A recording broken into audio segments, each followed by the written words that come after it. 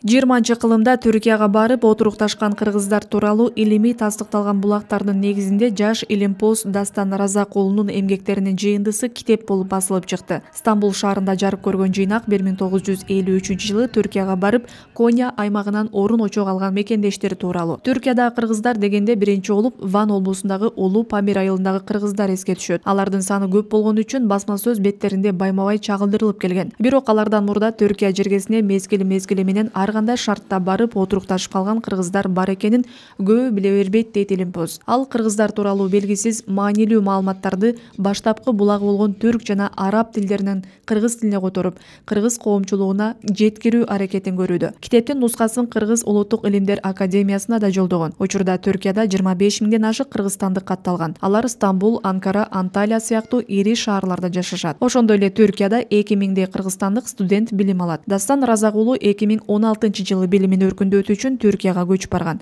Ван облусундагы Улуу Памир айылында жашаган кыргыздар тууралуу магистрдик диссертациясын, андан соң кыргыз-түрк мамилелери боюнча докторлук эмгегин жактаган. Кыргыздардын башын бириктирүү максатында түзүлгөн расмий Измир кыргыз коомунун мүчөсү.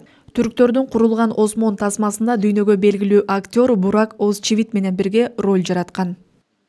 Түрктөргө дагы белгилүү болуп элек архивтерде, эл оозунда сакталып жүргөн эмгектерди таптым. Эң негизгиси кыргыздар бул түрк жергесине 300-400 жыл мурда эле келип баштагандыгы. Андан мурда деле келсе керек, бирок тарыхый документтер менен булактарга таянып, Осмон архивтерине таянсак, ошол 200-300 жыл мурда келип баштаган.